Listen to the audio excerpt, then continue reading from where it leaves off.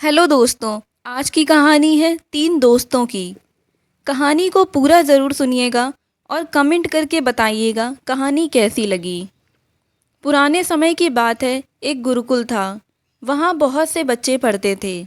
गुरुकुल के आचार्य सभी बच्चों को शिक्षा के साथ साथ नैतिक मूल्यों के विषय में भी बताते थे। उसी गुरुकुल में तीन गहरे दोस्त बन गए थे, राहुल, रोहन और रमेश। तीनों की दोस्ती बहुत गहरी थी। पूरी गुरुकुल में उनकी दोस्ती के किस्से मशहूर थे। गुरुजी भी उनकी दोस्ती से बहुत प्रभावित थे। तीनों एक साथ रहते थे, एक साथ अध्ययन करते थे, एक साथ खाना खाते थे। उसी गुरुकुल में एक राजकुमार भी पढ़ता था। राजकुमार अपने घमंड में रहता था। वह तीनों को बहुत नीचा समझता था। एक बार आचार्य जी ने सभी विद्यार्थियों को बुलाया और सभी को एक छोटे से पहाड़ के पास ले गए। उसके बाद उन्होंने कहा, जो भी विद्यार्थी ऊपर तक चढ़ जाएगा उसे इनाम मिलेगा। सबसे पहले राजकुमार ने कहा, गुरुजी, सबसे पहले हमारा हक बनता है, पहले हम चढ़ेंगे। राजकुमार चढ़ने लगा। कुछ दूर चढ़ते ही वह फिसल कर नीचे आ गया। यह देखकर सब हंसने लगे। राजकुमार को बहुत गुस्सा आया, लेकिन गुरुजी के आगे वह कुछ बोल नहीं सका। इसके बाद बारी बारी से सभी छात्रों ने कोशिश की, लेकिन जो भी चढ़ने की कोशिश करता फिसल कर नीचे आ जाता। सबसे बाद में उन तीनों दोस्तों का नंबर आया। तीनों ने आपस में सलाह की, रमेश, देख, राहुल की पकड़ अच्छी है, वह चढ़ सकता है। अगर हम तीनों कोशिश करेंगे तो कोई नहीं चढ़ पाएगा। हम एक काम करते हैं, मैं और रमेश नीचे से सहारा देंगे। पहले तू मेरे कंधे पर बैठ जा, फिर राहुल तेरे कंधे पर बैठ जाएगा। इस तरह वह आधी दूर तक पहुंच जाएगा। ऊपर ज़्यादा फिसलन नहीं है, वह आसानी से चढ़ जाएगा। हम तीनों ना सही, एक को तो इनाम मिल जाएगा। यह सुनकर राहुल बोला, ठीक है, जो इनाम मिलेगा मैं तुम दोनों के साथ बांट लूँगा। रमेश और रोहन ने सहारा दिया और राहुल किसी तरह ऊपर पहुंच गया। कुछ देर बाद तीनों गुरुजी के पास वापस आ गए।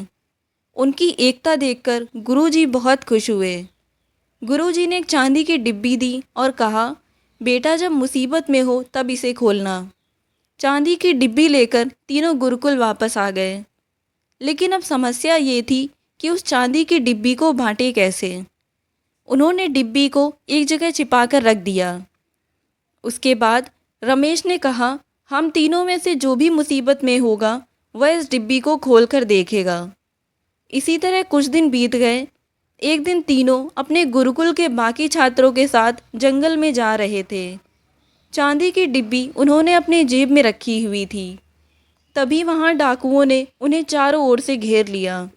सभी छात्र बहुत बुरी तरह घबरा गए। डाकू उन्हें बंदी बनाकर ले जाना चाहते थे। तभी उनकी नज़र राजकुमार पर पड़ी। राजकुमार को उन्होंने पकड़ लिया, जिससे वे राजा से मोटी रकम सोना चांदी लूट सकें, और बाकी सबको छोड़ दिया। राजकुमार बुरी तरह से रो रहा था। कोई भी उसकी मदद करने के लिए नहीं आ रहा था। जब वे राजकुमार को ले जाने लगे, तब रमेश ने चांदी की डिब्बी उनकी ओर फेंक दी। चांदी की डिब्बी में एक हीरा था। हीरे को देखकर डाकुओं की नीयत खराब हो गई। वे उस बड़े से हीरे को पाने के लिए आपस में एक दूसरे को मारने लगे। मौका पाकर राजकुमार भागकर अपने सभी साथियों के पास आ गया। वे सभी भागकर गुरुकुल पहुंच गए। उधर हीरे के चक्कर में सारे डाकू मारे गए। राजकुमार ने रमेश, रोहन और राहुल से माफ़ी मांगी। उसके बाद उन्होंने अपने पिता राजा को सारी बात बताई। राजा ने तीनों को अपने राजमहल में बुलाकर सम्मानित किया। जब वे वापस अपने गुरुकुल आए तो उन्होंने अपने गुरुजी से पूछा, गुरुजी, इतना कीमती हीरा आपने हमें क्यों दिया? यह सुनकर गुरुजी हंसने लगे और बोले, बेटा, वह केवल एक कांच का टुकड़ा था जो बिल्कुल हीरे जैसा दिखता था। उसका कोई मोल नहीं था, लेकिन वह अनमोल भी है क्योंकि उसने तुम सबकी जान बचा ली और तुम्हारे दुश्मन को हमेशा के लिए ख़त्म कर दिया।